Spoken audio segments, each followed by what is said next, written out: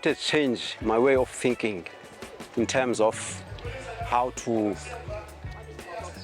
utilize the land. Because firstly, the land that we have in our places, we do it our own way. But now through education that I've received here, I'm managing now to know how to deal with such a land, to know what type of crop that is suitable for that particular soil. So it has changed me in such a manner that the land that I always see, that land must be utilized in order for the people of my country to be fed. When I grew up, there were not so many women in agriculture. We believed that agriculture was only for men and older people. But now, ever since I have joined this project, I have noticed that agriculture is the way to live. It does not necessarily need older people or men. We can all do it. And I believe that us as women, we are more powerful in agriculture than men. I once saw a land, I just saw a space where kids could play their football.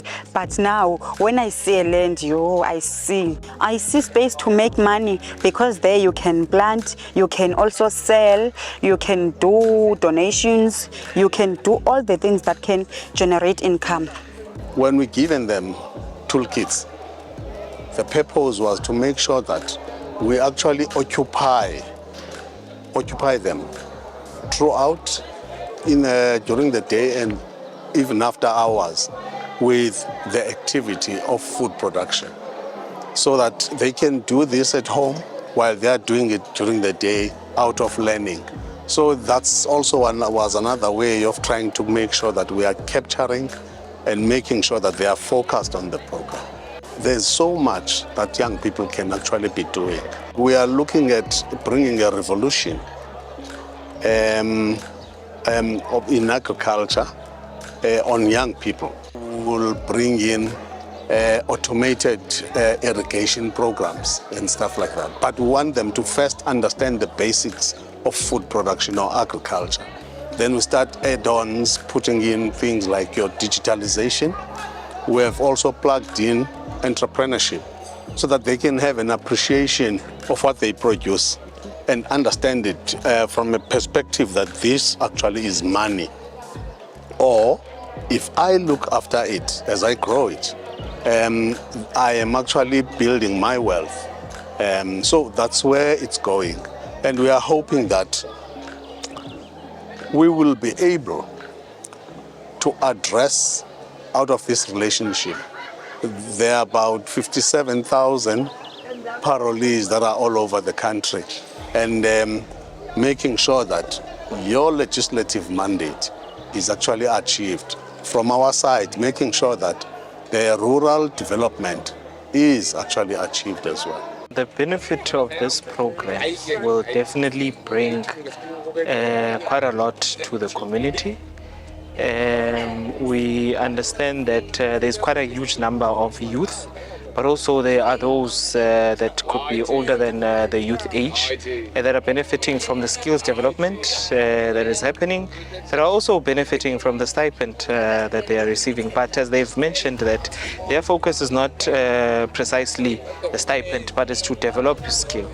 As we all understand that previously people have left the fields and have gone to work in the different areas of the country. So now we are bringing them back.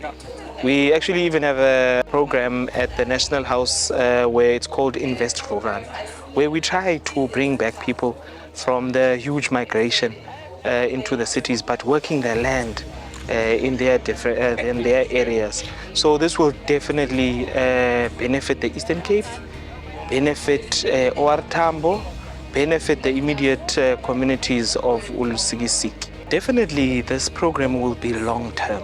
We might realize the immediate benefits currently being the stipends, being the skills that the youth will be getting. But remember, there's a culture here being informed into the public that everybody can actually work in their own spaces, in their own gardens. So this is a long-term beneficiation of the community and everywhere else that this will be done.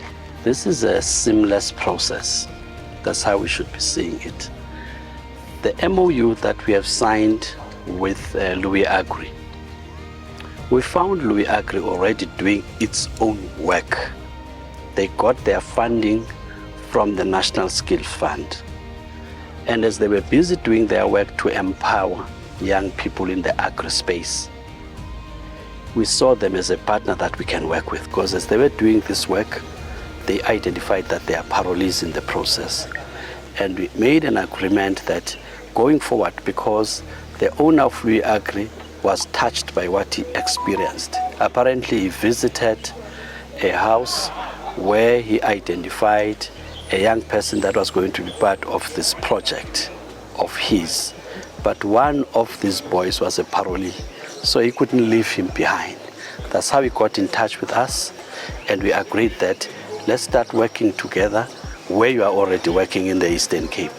But the goal, since we are a national department, we are planning, as we normally do with other partners, to roll out the project and do things nationally based on the needs that we have identified as a department in different regions. You know, if there are projects that are running, we make it a point that parolees, probationers, as well as victims of crime, they benefit.